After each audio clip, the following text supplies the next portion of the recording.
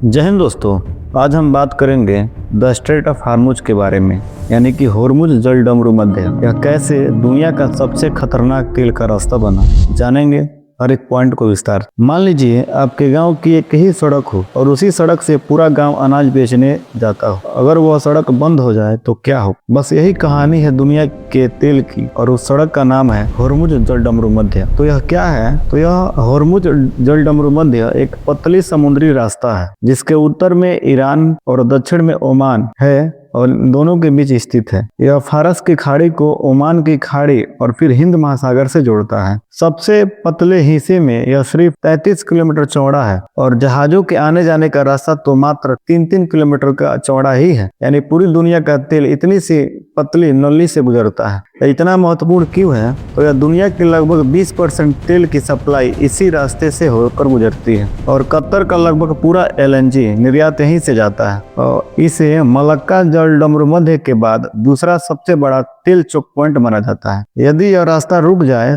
तो petrol diesel महंगा, gas महंगी और महंगाई बढ़ना तय है। अब इसके इतिहास के बारे में हम चर्चा करते हैं। देखिए, बात है 1973 का, अरब तेल प्रतिबंध। 1973 अरब ऑयल एम्बार्गो के दौरान अरब देशों ने पश्चिमी देशों को तेल देना कम कर दिया, जिससे तेल की कीमत आसमान छू गई। तो दुनिया को समझ में आया कि तेल रास्ता ही असली ताकत है, और उसी समय यह पहली बार स्ट्रेट ऑफ हार्मुज चर्चा में आया था, क्योंकि इसी रास्ते से तेल का व्यापार होता था। अब बात आता है 1980 का दशक।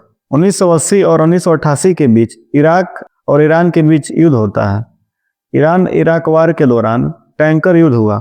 दोनों देशों ने एक दूसरे के तेल जहाजों पर हमला किया। दुनिया डर गई कि कहीं होर्मुज बंद न हो जाए, और उस समय होर्मुज जल संधि संकट में भी आ गया था, क्योंकि दोनों देश एक दूसरे के तेल टैंकरों पे हमला बोल रहे, जिससे तेल सप्लाई में बाधित हुआ। अब साल आता है 2012 का, परमाणु प्रतिबंध। ईरान पर प्रतिबंध लगे। ईरान ने चेतावनी दी कि जरूरत पड़ी तो होर्मुज बंद कर देंगे। यानी कि पश्चिमी देश और USA ने मिलकर ईरान के परमाणु प्रतिबंधों को रोकने के लिए प्रतिबंध लगाना शुरू किया, जिसे ईरान ने कहा कि अगर मुझ पे प्रतिबंध लगाया जाए और दबाव बनाने की कोशिश किया तो मैं होर्मुज जल संधि को बंद कर दूंगा, जिससे तेल बाजार में तुरंत उछाल आ गया और तेल की कीमत बढ़ने लगे। तो अब साल आता है 2019 का, टैंकर जब्ती। ब्रिटेन और ईरान के बीच टैंकर पकड़े गए। जिब्राल्टर के पास ब्रिटेन ने ईरान के तेल टैंकरों को पकड़ लिया। उसी के जवाब में ईरान ने स्ट्रेट ऑफ हार्मुज के पास ब्रिटेन के तेल टैंकरों को जब्त कर लिया। इलाके में सैन्य जहाज बढ़ गए, जिससे कई दिनों तक तेल सप्लाई बाधित रही। तब साल आता है 2023 और 2024 का। इजराइल, ईरान और USA के बीच बढ़ती दुश्मनी ने फिर से सुर्खियों में ला दिया। ड्रोन हमले, टैंकर जब्ती, प्रतिबंध। हर बार सवाल वही, क्या होर्मुज सुरक्षित रहेगा?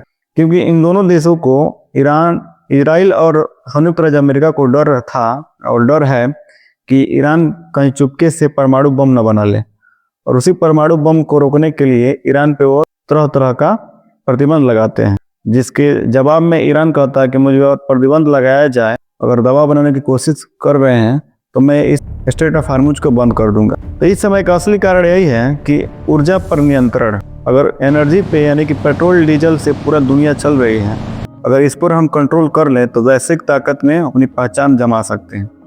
जब भी ईरान पर दबाव बढ़ता है तो वह संकेत देता है कि वह इस रास्ते को प्रभावित कर सकता है, यानी कि बंद कर सकता है। यही इसे रणनीतिक हथियार बनाता है। इससे भारत पर क्या असर होगा? तो भारत अपनी जरूरत का ज्यादातर कच्चा तेल खाड़ी देशों से खरीदता है, क्योंकि वह पास में है। अगर यहाँ तनाव बढ़े तो हमारे यहाँ भी पेट्रोल डीजल के दाम बढ़ सकते हैं, यानी वार वहाँ होता है, असर हमारे गाँव तक आता है। तो दोस्तों, हम यही कह सकते हैं कि होर्मुज सिर्फ पानी का रास्ता नहीं है, यह दुनिया की अर्थव्यवस्था की नब्ज है। जब भी पश्चिमी एशिया में तनाव बढ़े तो समझ जाइए कि दुनिया की नज़र फिर से इसी स्ट्रेट ऑफ हार्मुज पर टिक गई है। जय हिंद, मिलते हैं नेक्स्ट वीडियो में।